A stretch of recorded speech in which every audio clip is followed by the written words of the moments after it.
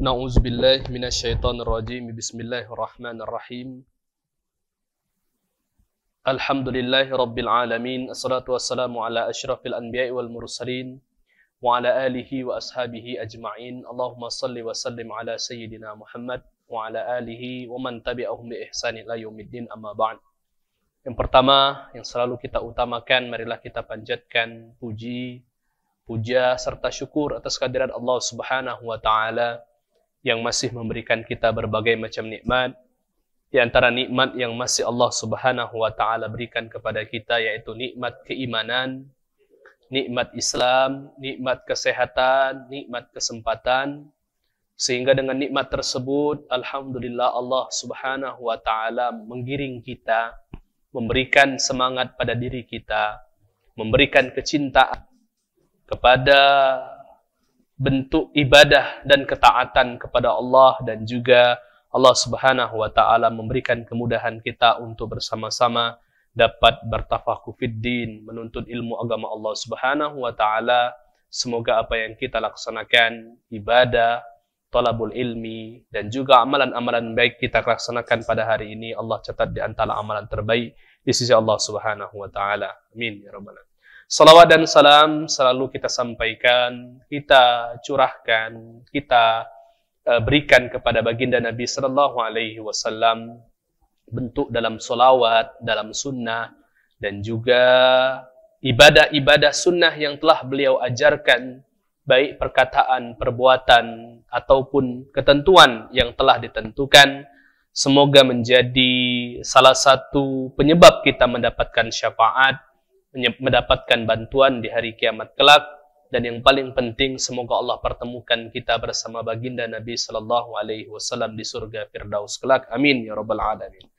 Bapak-bapak, ibu-ibu yang dirahmati Allah Subhanahu wa taala, insyaallah kita akan melanjutkan fikih kita. Pada pertemuan kali ini masih di dalam pembahasan bab nikah.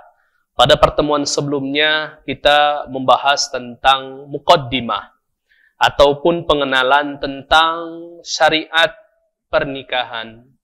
Apa hukum di dalam pernikahan? Kemudian kenapa Islam itu sangat menekankan di dalam pernikahan, dan juga hal-hal yang berhubungan dan dibahas di dalam fikih pernikahan tersebut. Pada pertemuan kali ini insyaallah sama-sama kita akan membahas tentang pembahasan yang penting, Pak Bu, bukan hanya mengenal, akan tetapi salah satu bentuk dari penyebab segala ibadah, khususnya ibadah seperti salat dan ibadah zakat, ibadah puasa, atau bahkan haji, atau bahkan ibadah sifatnya maliyah, keuangan, itu juga ada hubungannya di dalam permasalahan yang insya Allah akan kita bahas pada hari ini. Insya Allah kita akan membahas tentang mahram atau muharramatu minan nisa, atau yang kita kenal dengan istilah muhrim. Nah, kalau baca Pak Bu, rubah istilah muhrim itu. Ahrama yuhrimu muhriman, itu adalah orang yang melaksanakan ihram. Maka pemahaman kita, muhrim itu adalah orang yang tidak pacak bersentuhan ketika wudhu.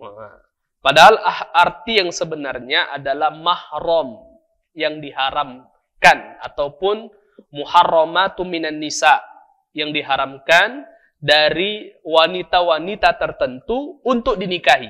Nah, itu makna dari muhrim.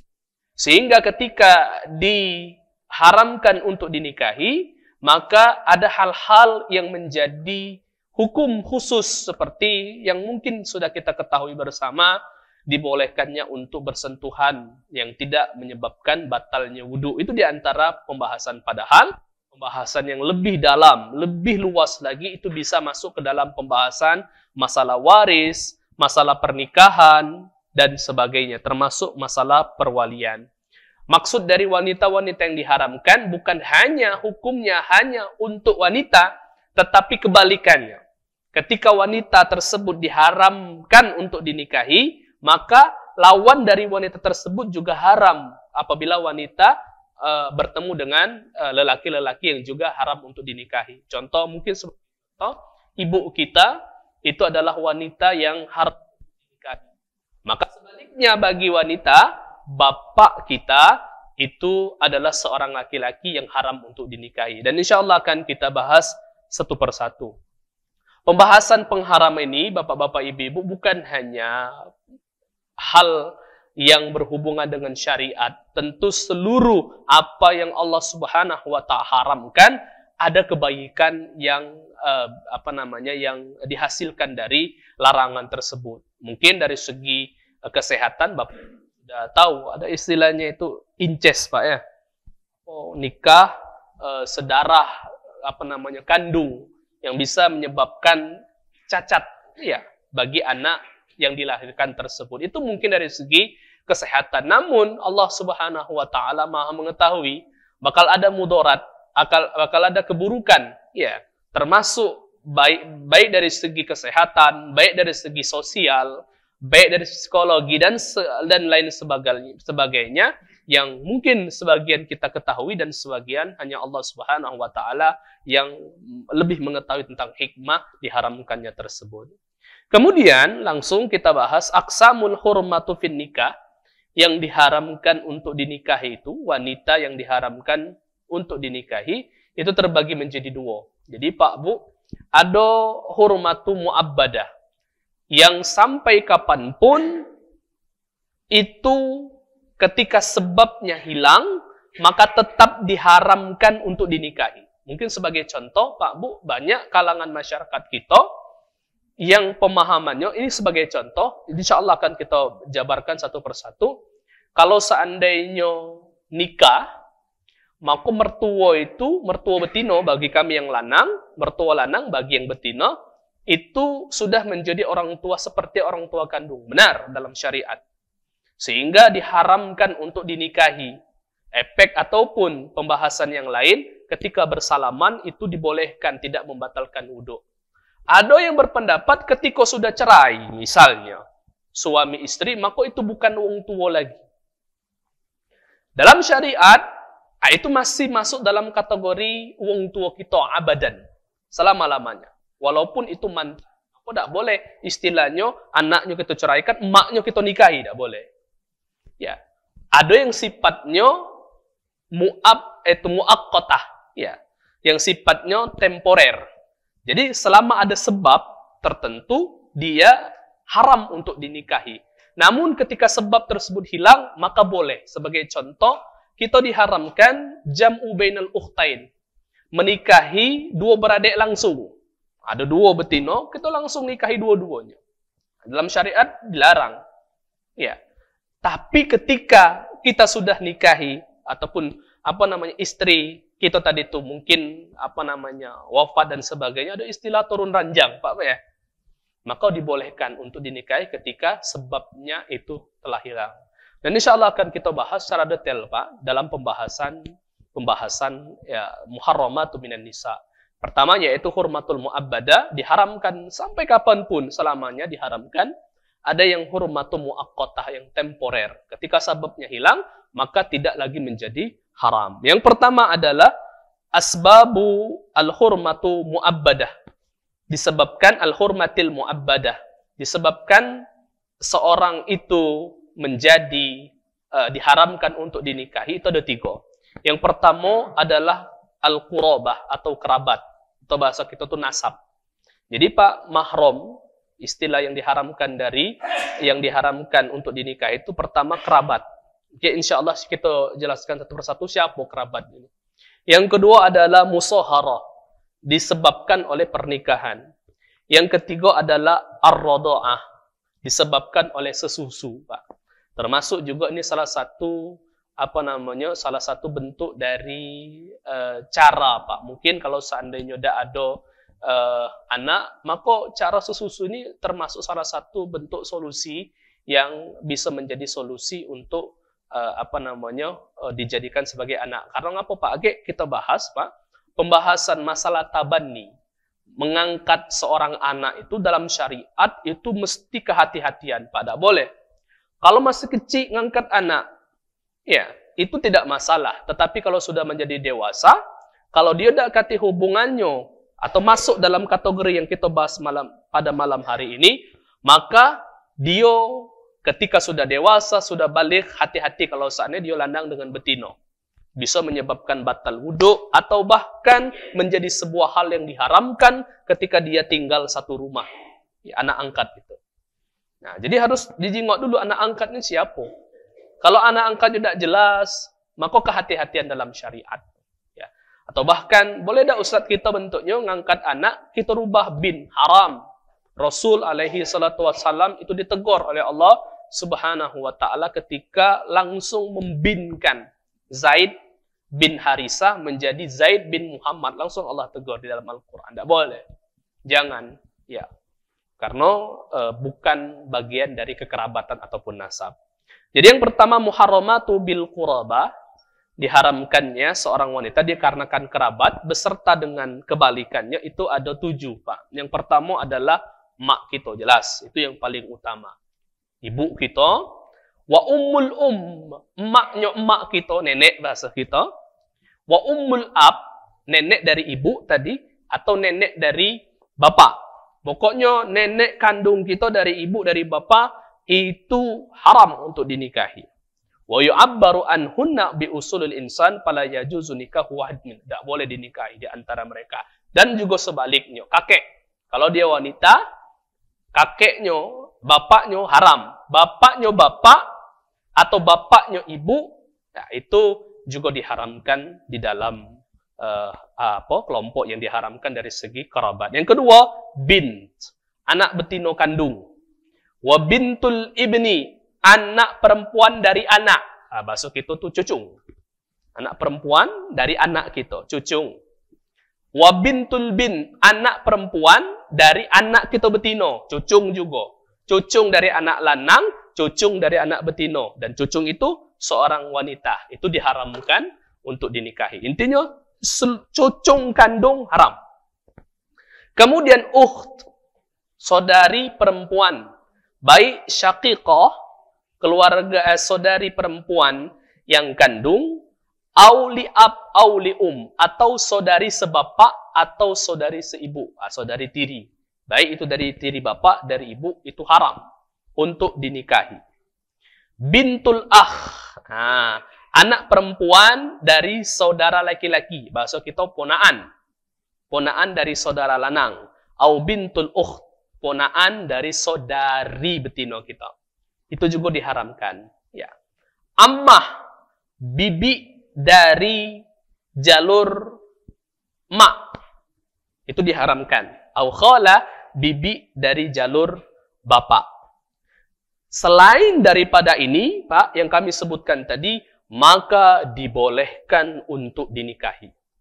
Berarti sepupu itu boleh untuk dinikahi. Dalam syariat dibolehkan, Pak. Sepupu. Jadi hati-hati, Pak, ketika anak kita bertemu dengan anak saudara kita, dan dia lanang dengan betino, status mereka berdua itu masuk dalam kategori ajnabi. Lawan dari mahram tadi itu. Wanita yang tidak diharamkan untuk dinikahi. Jadi ketika bersalaman, batal. Dan ketika kita nak ngawinkan, juga dibolehkan di dalam syariat. Dan kehati-hatian di dalam pelaksanaan. Itu dari segi kerabat. Berarti selain daripada itu, bentuknya dibolehkan untuk dinikahi, alias ketika kita salaman, maka bisa membatalkan wudhu kita. Itu dari segi kerabat ataupun nasab. Kemudian yang selanjutnya, muharramatu bil musaharah. Yang diharamkan, wanita-wanita yang diharamkan dari sebab pernikahan. Yang pertama adalah zaujatul ab. Istri dari bapak. Nah, misalnya, ibu lah sudah meninggal dunia, nikah lagi ibu. Nah, nikah lagi bapak.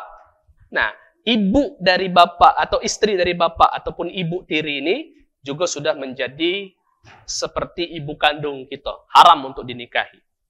Mana kalau sudah dicerai sampai setelah cerai pun tidak boleh dinikahi juga. Ya, wala tankihu ma nakaha abaukum illa ma qad salab, kata Allah.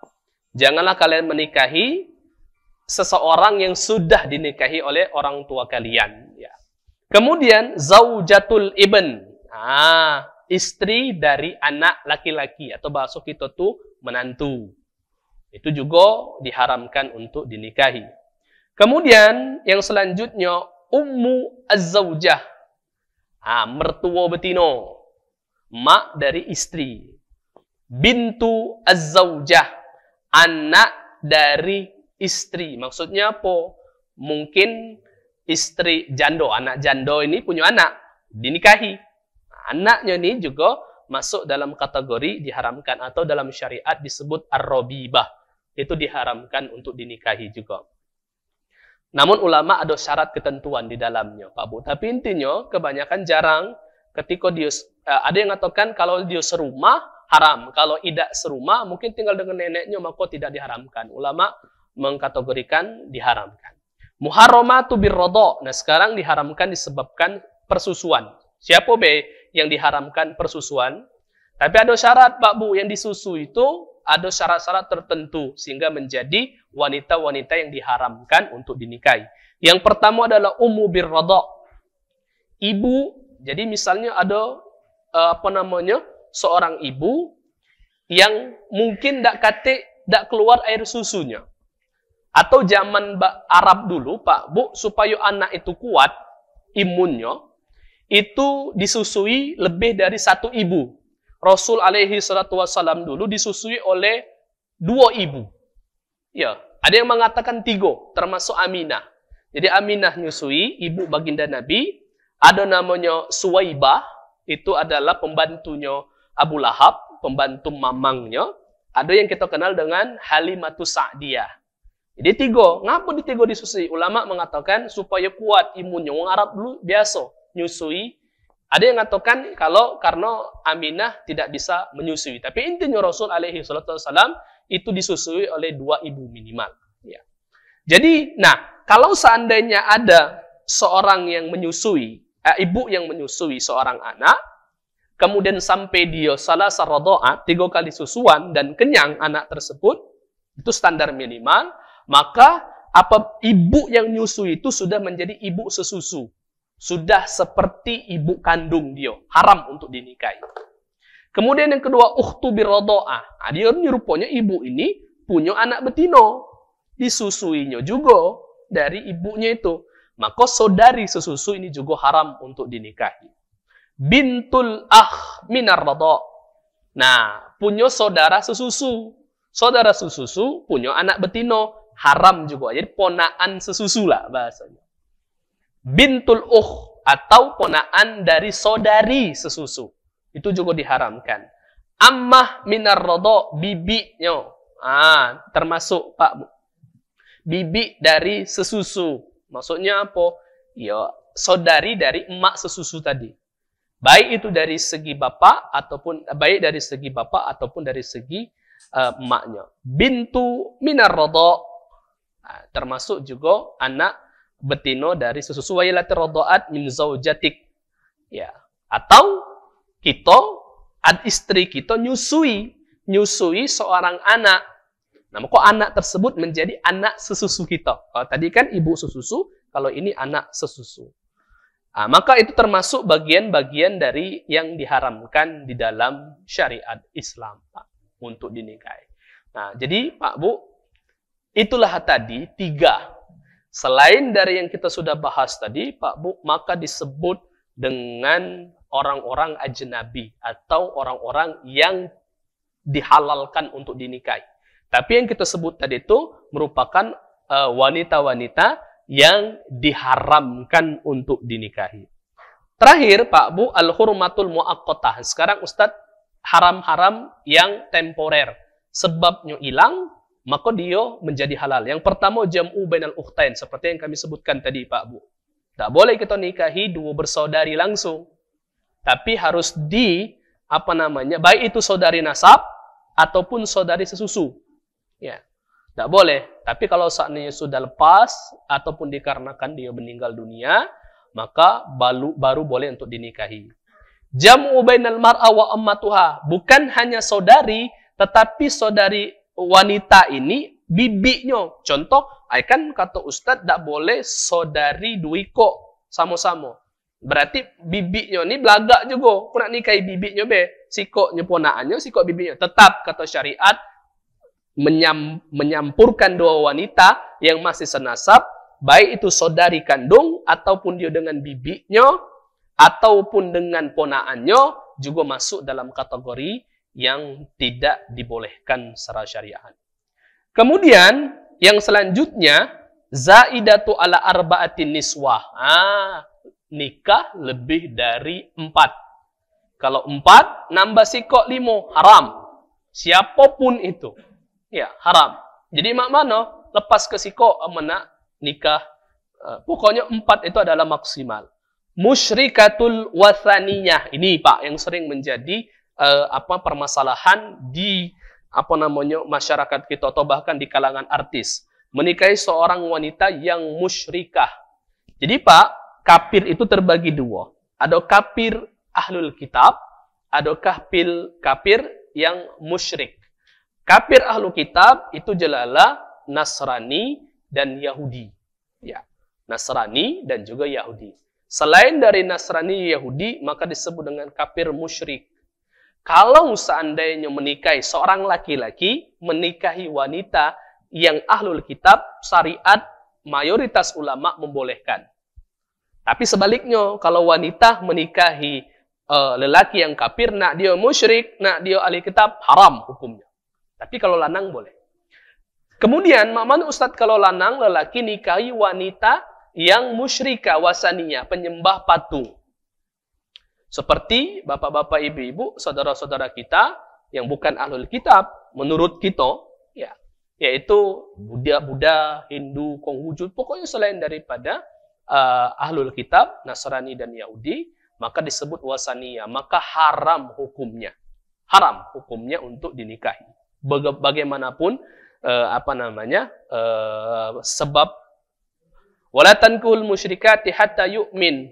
Kata Allah, janganlah kalian menikahi seorang wanita yang musyrik sampai dia beriman. Kemudian yang selanjutnya mar'atul mutazawwijah. Nah, ini juga Pak Bu. Ini yang paling diharamkan.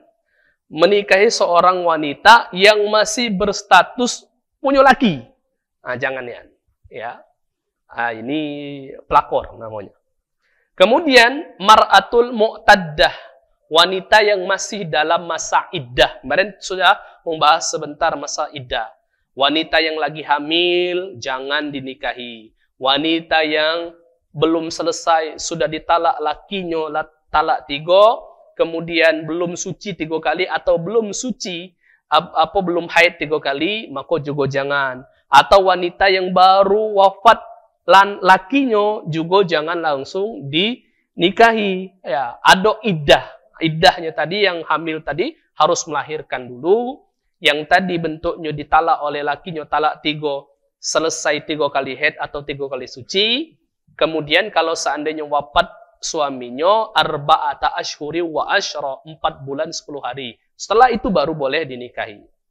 Mar'atul mutlaqah salasah, seperti yang kami sebutkan tadi, wanita yang ditalak 3 tadi itu sebelum masa iddahnya. Bapak-bapak, ibu-ibu yang dirahmati Allah Subhanahu wa taala, itulah tadi pembahasan singkat tentang wanita-wanita yang diharamkan.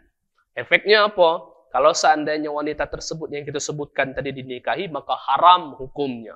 Menjadi sebuah dosa yang besar. Termasuk juga hukum turunan di dalamnya. Maka kita bentuknya masih boleh bersalaman. Termasuk juga tentang pakaian yang kita pakai itu masih boleh untuk dilihat.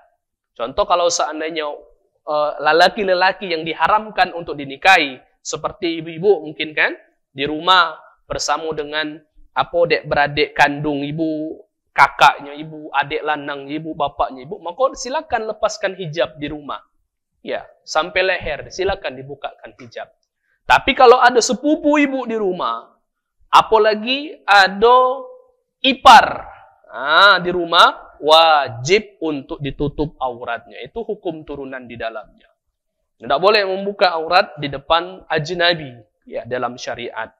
Seperti sepupu, kalau banyakan kita ni sepupu ni keluarga dewek salaman, batal wuduk. Kata ulama, sepupu itu bukan masuk dalam kategori yang diharamkan itu di dalam pernikahan. Ustadz, mak manu kalau seandainya mengenai hukum adat, karena ada tempat-tempat tertentu, bapak-bapak, ibu-ibu yang bentuknya mengharamkan. Ya, mengharamkan contoh seperti sepupu tadi. Terserah itu adatnya. Tetapi kalau haram tersebut menghalangi di dalam pelaksanaan syariat, maka berdosa dia. Ya, tapi kalau seandainya adat tersebut bentuknya hanya himbauan, kalau baca jangan nyari sepupu. Adat-adat tertentu, maka itu bentuknya sebuah hal yang masih bisa ditolerir di dalam pelaksanaan syariat.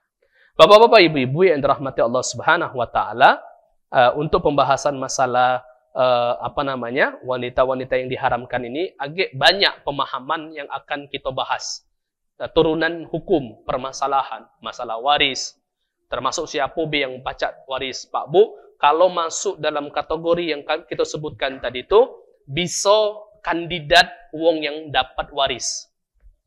Jadi kata istilah sepupu kita baca dapat waris. Kalau ada wafat, tiba-tiba ada sepupu minta, kata urusan dari segi mahram beda. Masuk apa lagi nak minta waris? Karena dari segi mahram ada yang tidak dapat waris. Seperti saudara kandung itu kadang dapat warisan, kadang tidak dapat bagian dari warisan tersebut.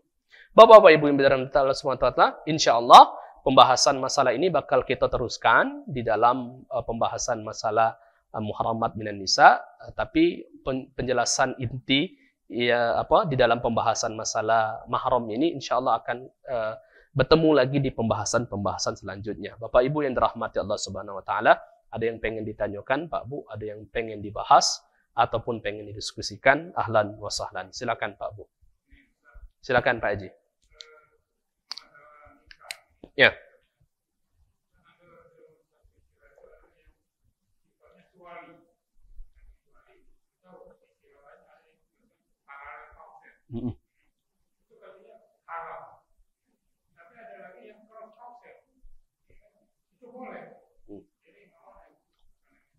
Sewalinya tuh cak mana Pak Haji? Contohnya Pak Haji. Yang sewali itu adik saya laki-laki. Tidak boleh mengawini yang sifatnya laki-laki. Yo. Ya. Karena adik saya itu berhak mengawinkan sama adik saya. Ya. Kalau terus kausen, adik saya perempuan. Ya. Ya. Dalam syariat, kalau saatnya kita bahas tadi Pak, bahwasannya sepupu itu tidak masuk dalam kategori, baik itu sepupu anak dari saudara perempuan ataupun sepupu anak dari saudara laki-laki, dalam syariat tidak ada istilahnya dilarang, dibolehkan, silakan. Ya, sepupu. Kalau sepupu, ponakan tidak boleh. Sepupu harus anak dari sama-sama saudara. Saudara baik itu saudara laki-laki ataupun saudari perempuan. Punya anak, kami punya kakak. Kami punya anak, kakak kami punya anak. Terserah yang mana lanang betino, dinikahkan, maka boleh dalam syariat. Atau kami punya saudari, Ayu. Ayu punya anak, kami punya anak, terserah lanang betino, dinikahkan. Maka itu juga masuk dalam kategori yang dibolehkan di dalam syariat Islam. Jadi istilah, memang itu ada adat tertentu Pak, yang bentuknya melarang pernikahan tersebut, tetapi syariat membolehkan. Memang ketika ditanya bagusnya apa? Bagusnya cari yang lebih jauh lagi. Tetapi ketika ditanya hukum Islam cak mano, boleh silakan. Tapi ketika ditanya baiknya, cari yang lebih jauh. Itu syariat Islam yang membolehkan. Termasuk bapak-bapak ibu-ibu permasalahan tertentu. Ustadz, pernah ada yang nanya, mak mana hukum? Ya sebenarnya ini masuk di dalam ranah pemahaman syariat. Kami menjelaskan syariatnya Pak Bu ya. Mak mana ada sebagian kelompok yang mengharamkan untuk anak-anaknya yang betino menikahi lanang selain kelompok mereka. Ya. Maka mau mana? Kalau seandainya keharaman tersebut bentuk sebuah adat, maka itu silakan dan adat tersebut disepakati. Tapi kalau keharaman tersebut mengharuskan ataupun meniadakan hukum syariat, maka itu masuk dalam pengingkaran dalam syariat. Karena ada Pak, Ya, kelompok-kelompok, kami disebutkan kelompok tertentu yang wanitanya itu tidak boleh nikah kecuali dari golongan mereka sendiri. Ya, dengan alasan untuk menjaga nasab dan sebagainya. Ya, silakan, itu adat. Tapi kalau seandainya sampai meniadakan syariat, ataupun sifatnya bentuknya mengharamkan hal-hal yang sudah dihalalkan dalam syariat, maka itu sudah ditegur oleh Allah Subhanahu wa taala. Bahkan Nabi pun ditegur oleh Allah ketika mengharamkan sesuatu yang sudah dihalalkan di dalam syariat di surat At-Tahrim ayat 29, juz 29 itu.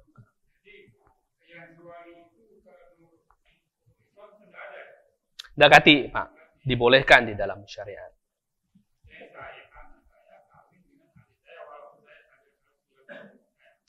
Anak Pak Haji kawin dengan anak adik Pak Haji. Boleh. Jangan be anak Pak Haji nikah dengan adik Pak Haji, ponaan. Nah, itu yang diharamkan. Anak dengan anak. Dibolehkan. Ya.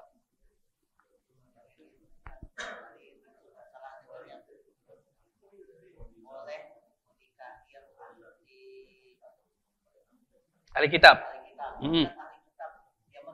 Nah. Ya. Ya. Ya, benar. Dalam pembahasan masalah ahli kitab, ya, pembahasan masalah ahli kitab, ulama berbeda pendapat. Sehingga ahli kitab itu juga akan ada hukum turunan, Pak, termasuk masalah penyembelihan. Dalam syariat Islam, sembelihan ahli kitab, itu di dalam Al-Quran disebutkan, bahwasanya dibolehkan makan makanan sembelihan ahli kitab. Selain dari sembelihan ahli kitab, maka diharamkan kita untuk memakannya. Termasuk Nasrani dan dia. Sehingga ulama berbeda pendapat. Ada yang berpendapat bahwasanya ahli kitab ini adalah mereka yang memang benar-benar memegang Taurat dan Injil yang murni. Ada yang berpendapat demikian. Yang kedua, ada yang berpendapat bahwasanya ahli kitab ini adalah, maksudnya ahli kitab ini sebagai bentuk dari pemberitahuan zaman-zaman dulu. Ya. Ada yang pendapat ahli kitab yang sebelum datang baginda Nabi Shallallahu Alaihi Wasallam. Ada juga yang pendapat bahwasanya selama dia bentuknya masih percaya dengan masih menggunakan Injil, masih percaya dengan Nabi Isa, walaupun berbeda dia menjadikan Nabi Isa sebagai Tuhan, ataupun dalam bangsa Yahudi menggunakan Taurat, tetapi Tauratnya berbeda dengan apa yang mereka menutupi, karena sesuai dengan apa yang kita ketahui kan Pak, bahwasanya Injil dan Taurat, kitab-kitab samawi tersebut sudah dirubah. Fawailul ladzina yaktubuna alkitaba biaidihim tsumma yaquluna hadza min indillah. Mereka itu yaktubuna alkitab, menambahkan di dalam kitab tersebut tangan-tangan mereka, cuman mereka ngeklaim ini dari Allah.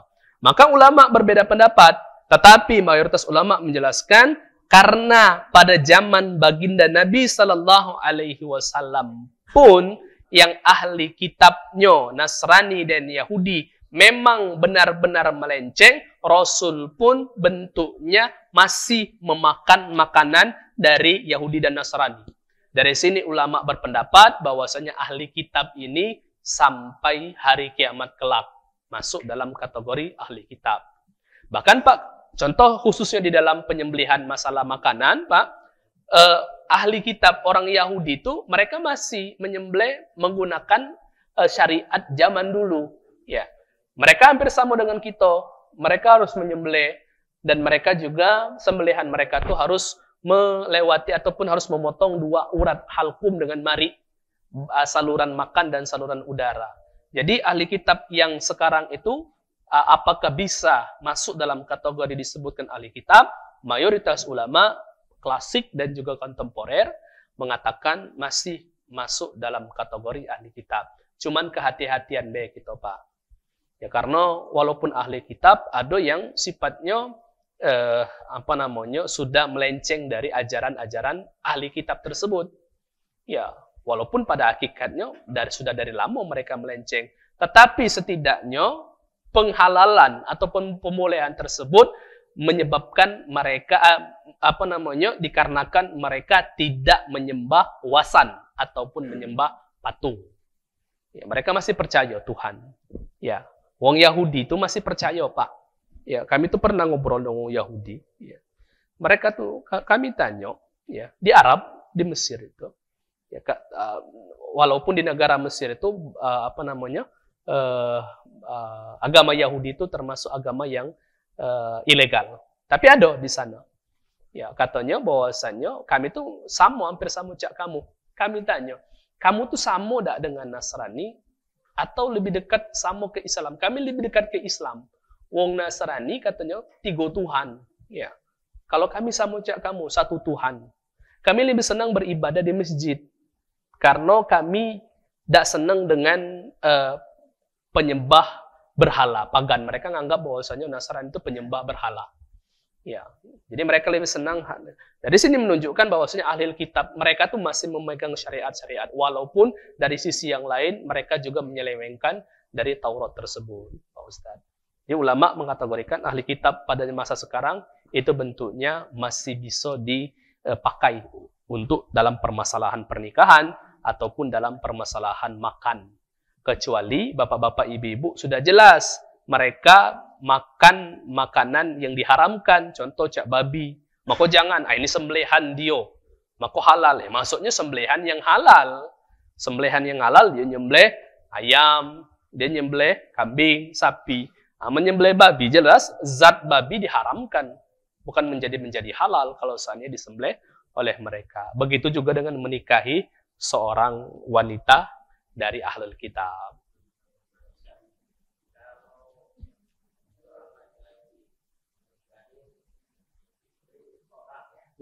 Istri orang.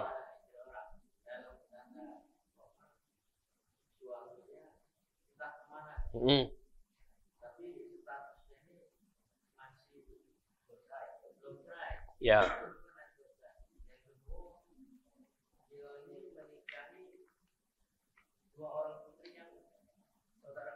Ya.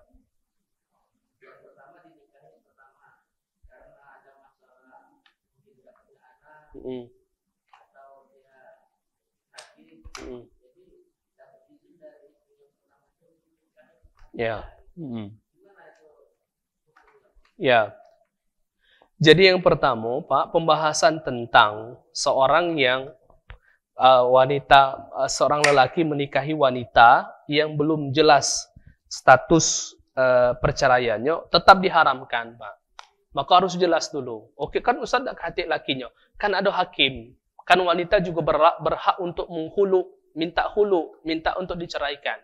Siapa yang bisa menceraikan? Walau suaminya atau hakim yang bakal memberikan vonis hukuman cerai tersebut. Kalau seandainya sifatnya masih ngambang, Pak, maka kata istilahnya itu talak secara otomatis tidak ada. Talak itu persetujuan dari suami atau persetujuan dari hakim. Atau dalam keadaan-keadaan tertentu disebabkan hal-hal yang mungkin sudah ditentukan syariat seperti zihar. Ataupun bentuknya dia mentalak satu, kemudian dia tidak merujuk. Nah, bisa menjadi langsung tertalak. Tapi kalau sebelumnya dak kati, tiba-tiba lakinya hilang, mati, hidup mati, kita tidak tahu, cerai juga belum diajukan, maka status wanita tersebut masih status bersuami istri. Tidak boleh untuk dinikahi dulu. Ya, karena itu masuk dalam mar'atul mutazawijah tadi, seorang wanita yang masih dalam status pernikahan. Kalau memang Ustaz lamunnya nanti 3 tahun, seorang istri bentuknya berhak untuk minta khulu karena tidak ada kejelasan. Di hakim yang akan memutuskan.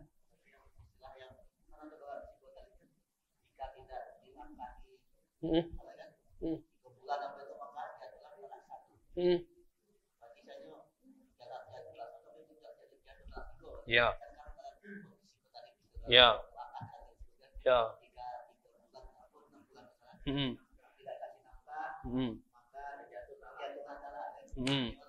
Ya, kalau seandainya ada sigot itu mengikat, Pak. Kalau seandainya sudah sigot, maka tanpa dalam artian itu sudah persetujuan dari seorang suami. Iya. Jadi dalam artian tanpa suami bentuknya mengatakan bahwasannya saya talak kamu, tetapi itu sudah ditandatangan oleh suami, ketika terjadi hal tersebut sudah terjadi yang namanya talak. Cuman untuk talak tiga, karena ada namanya talak itu banyak jenisnya, Pak. Ada talak bain. Bainun as-sughra, bainul kubra. Insyaallah akan kita bahas. Termasuk talak itu banyak jenisnya. Banyak nih, Pak. Jenis talak itu akan kita bahas. Tapi intinya, kalau talak tiga, maka itu harus ada yang memutuskan. Ya, termasuk apakah itu bentuknya dari segi suaminya, ataupun dari segi hakim yang memutuskan talak tersebut, Pak. Karena ngapa? Karena talak tiga itu pisah selamanya. Tidak pacak balik lagi. Kecuali hatta tankiha zaujan ghairu.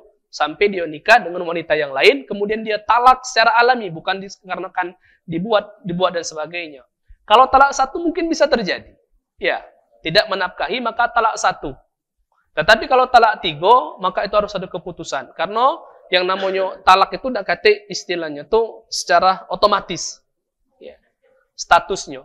Harus ada yang bentuknya memberitahu hakim sebagai pengganti dari suami itu yang menentukan. Nah, itu insya Allah lebih mudah. Nah, setelah talak itu ada masa iddah. Jangan langsung dinikahi. Ada masa iddah yang harus terpenuhi dulu. Ya, Ustadz kan dia ini mulai 3 tahun udah disentuh oleh lakinya. Ya, kita kan tujuan dari iddah itu kan supaya baro'ah, artinya baro'ah atau supaya bahasa kasarnya tuh kalaupun ada pembuahan itu tidak bercampur dengan pembuahan yang baru. Ya, iddah syariat ini berlaku nak dia bentuknya baru, nak dia bentuknya lama.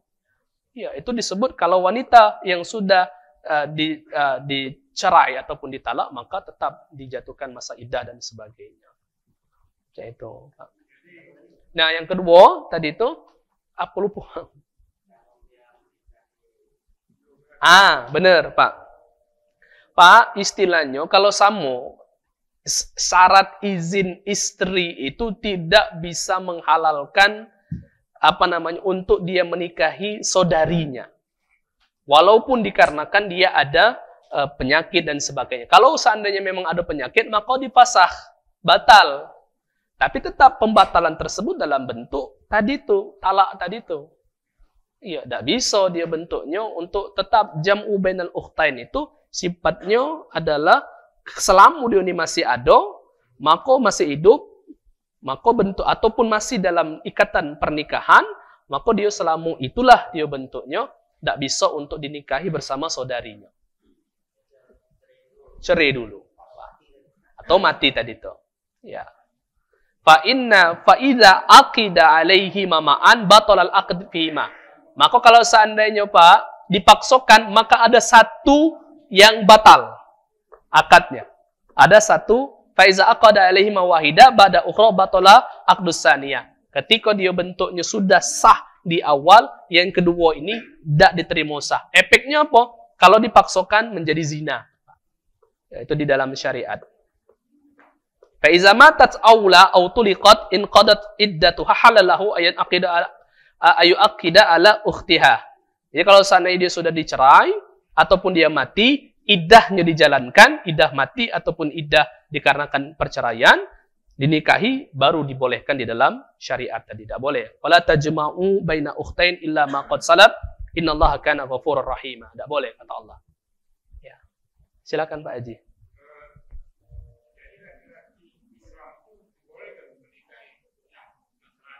Boleh Pak dalam syariat. Insya Allah kita bahas setelah pembahasan ini Pak. Ada pembahasan yang tentang wanita-wanita ahlul kitab itu.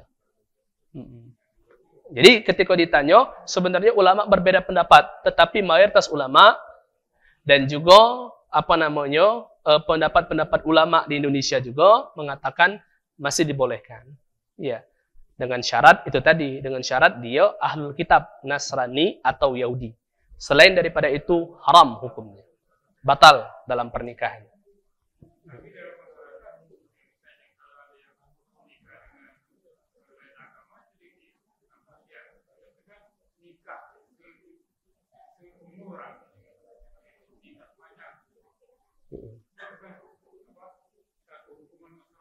Ya, yaitu hanya hukuman masyarakat, tapi tidak sampai menyebabkan itu berdampak kepada syariat, Pak Haji.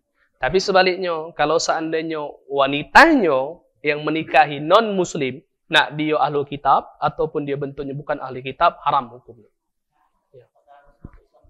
Harus masuk Islam dulu.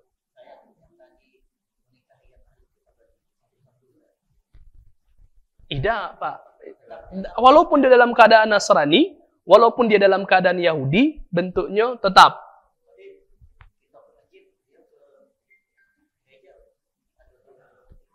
Itu tadi, Pak. Jadi kalau masalah ibadah itu masing-masing. Lakum dinukum waliyadin. Cuman ngapa lanang dibolehkan, wanita tidak dibolehkan? Kalau lanang ini pemimpin. Dia bisa mengarahkan istrinya untuk bisa kemungkinan besar untuk masuk ke dalam agama Islam. Tetapi sebaliknya. Kalau seandainya dia wanita, bentuknya tidak bisa diinikan. Jadi mana Ustadz? Yo, hal tersebut pernah terjadi. Dari kalangan sahabat pun, bentuknya banyak. Yang istrinya itu bentuknya ahlul kitab. Ahlul kitab. Ya, dan itu dibolehkan di dalam pembahasan masalah syariat. Tetapi sebaliknya, anak baginda Nabi Shallallahu Alaihi Wasallam wanita itu menikah sebelumnya, ketika sebelum Nabi Alaihi Wasallam menjadi Nabi, menikah dengan anak Abu Jahal kalau tidak salah, ya. Atau bahkan ada yang masih menikah dengan anaknya Abu Sufyan, ya. Tapi dia menjadi Islam kemudian, dan itu di dalam syariat itu terjadi dan dibolehkan, ya. Nah, insya Allah akan kita bahas secara detail, Pak. Intinya dalam seorang laki-laki, ketika dia menikahi seorang wanita yang ahlul kitab, mayoritas ulama itu membolehkan. Walaupun sebagian dari segi pendapat ulama yang lain ada yang tidak membolehkan. Dan itu sudah lama di majelis ulama pun sudah dicantumkan pembahasan masalah itu. Tapi insya Allah kalau seandainya memang ini minggu depan kita bahas, Pak, tentang pembahasan siapakah ahlul kitab itu, baik itu makanan sembelihan mereka ataupun juga menikahi mereka, itu dalam syariat bagaimana? Apakah dibolehkan ataukah mereka harus masuk Islam dulu? Kalau masuk Islam berarti bukan ahlul kitab, berarti muslim, sudah muslimah, tapi dia status ahlul kitab ketika dinikahi masih dalam keadaan non-muslim.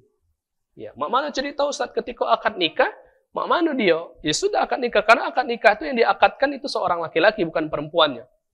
Ya, yang saya terima ijab kabul itu yang lakinya, bukan lanang. Betino nurut baik. Maka dia harus menggunakan agama Islam. Ya. Yang wanitanya masih dalam keadaan Yahudi, itu udah kate urusan. Ya. Mak mana bapaknya Ustaz? Bapaknya ini kan bentuknya Yahudi, masih Yahudi, mak mana? Itu yang akan kita bahas di pertemuan yang akan datang di pembahasan masalah perwalian. Ya, ada masalah wali. Siapa yang berhak menjadi wali? Mak mana kalau seandainya walinya ini, mbaknya ini adalah Nasrani ataupun Yahudi? Mak mana kalau walinya ini tidak katik lagi, hilang? Ya, mak mana juga kalau anaknya ini bukan anak kandung dia? Itu juga menjadi pembahasan di permasalahan masalah wali. Kami request biar Ustaz terserah nak bahas masalah kitab ataupun nak bahas masalah perwalian sesuai dengan kebutuhan. Karena pembahasan ini nyambung kalau Pak di dalam pembahasan masalah pernikahan. Silakan Pak. Ya.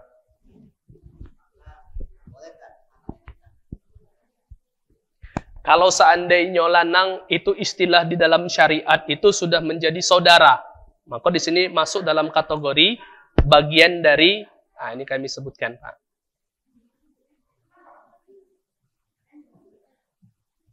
Ya. Pembahasan masalah sama-sama saudara itu masuk dalam kategori hal yang tidak diharamkan di dalam pembahasan masalah pernikahan. Tapi tetap Pak, ulama itu ada perbedaan pendapat tentang status anak tersebut. Kalau anaknya masuk di dalam, anak-anaknya sama-sama di dalam rumah, maka statusnya seperti anak kandung itulah. Ada yang mengatakan kalau seandainya anaknya bentuknya di luar dari rumah, maka ataupun mungkin tinggal dengan neneknya, maka bisa untuk dinikahi. Tetapi ulama mengatakan itu sudah menjadi seperti saudara kandungnya. Ya, karena alangkah lucunya, mak baknya nikah, anaknya juga nikah. Nah, mak mana ceritanya itu agak?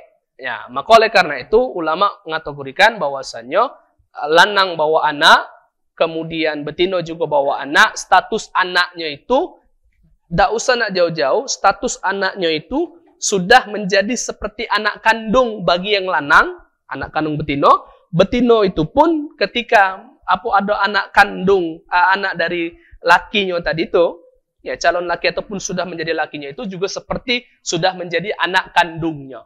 Maka seolah-olah sudah menjadi saudara kandung, sama-sama kandung. Maka diharamkan untuk dinikahi. Tetapi ulama masih berbeda pendapat kalau dia tidak tinggal serumah. Atau dia tinggalnya bentuknya sama suaminya yang lain. Tetapi ulama tetap hal tersebut akan menjadi sebuah kerancuan kalau seandainya dinikahin bersama-sama tadi itu. Itu kalau seandainya dia sama-sama bawa anak antara suami dan juga istri membawa anak, suami juga membawa anak tadi itu. Pertanyaannya, ada tak Bu? Ini sebelumnya itu bentuk dari lanang lakinya mentala ataupun istrinya minta hakim untuk ngelaju ke talak ataupun proses talak. Kalau dah kata sudah masih dalam keadaan status ininya. Yo.